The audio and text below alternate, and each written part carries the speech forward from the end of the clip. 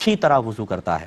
پہلی بات، اچھی طرح کا مطلب کامل وضو کرتا ہے۔ کامل وضو وہی کرے گا جس نے کامل وضو کو سیکھا ہوگا۔ ہم اکثر مسجدوں میں جا کے وضو سیکھتے ہیں، بابا جی وہ پانی لے کر یوں زور سے مار رہے ہیں، ہم بھی یوں مارتے ہیں زور سے، ایک لے کر یہاں سے ڈال رہا ہے، ایک لیتا ہے وہ یوں ڈالتا ہے، ایک ڈالتے ہوئے پھونک مارتا کر کے منہ دھو رہا ہے۔ ہمیں نہیں پتا ہوتا کہ اس میں سنت کے مطابق طریقہ کون سا ہے۔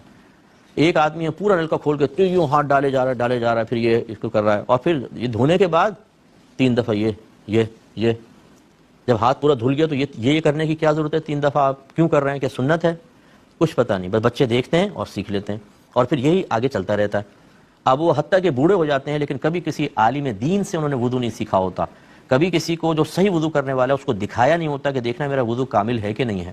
بہت غلطیاں ہوتی ہیں۔ آپ دیکھیں نلکا کھلا چھوڑ دیں گے، آرام سے کر کے مسح کر رہے ہوں گے، موٹی دھار بہ رہی ہے پانی کی، یہ حرام ہے، گناہ ہے، اسراف ہے پانی کا۔ اکثر میں نے دیکھا ہے، بڑے بڑے نمازیوں کو دیکھا ہے، وضو خانوں پہ بیٹھے ہوں گے، پورا نلکا کھول دیا، یہ لے کے آرام سے مسح کر رہے ہیں۔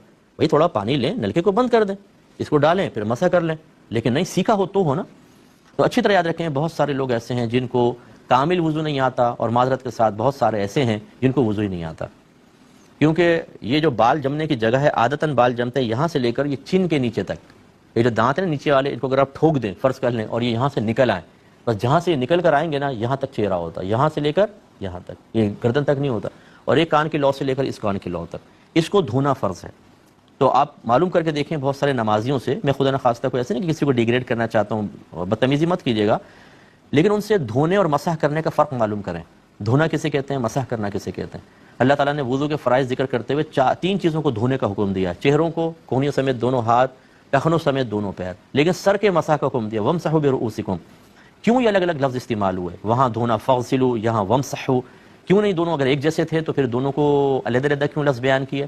اس کا مطلب ہے دونوں لفظ علیحدہ ہیں تو دونوں کی ڈیفینیشن بھی علیحدہ ہوگی، دونوں کے لیے فعل بھی علیحدہ ہوگا، لیکن اکثر ہمارے لوگ اس کے فرق کو نہیں جانتے۔ لہٰذا میں نے دیکھا یہاں پہ پانی ڈالتے ہیں، یہاں سے بہہ جاتا ہے، اور پیشانی کا صرف مسح کر رہے ہوتے ہیں، اس طریقے سے وضو نہیں ہوا کرتا۔ یہ ہماری بہنیں ہوتی ہیں، ان کے تو چہرے بھی یہاں سے خشک رہ جاتے ہیں بعض اوقات، تو میں نے دیکھا خاص طور پہ جب بیسن پہ کھڑے ہو کر وضو کر رہی ہوں تو کامل وضو نہیں ہوتا۔ تو یہ وضو ہی نہیں ہو تو پھر کیا کیسے ہوگا؟ تو خدا را میں آپ سب سے گزارش کرتا ہوں کہ کامل وضو سیکھیں، کسی اچھے عالم دین سے سیکھ لیں۔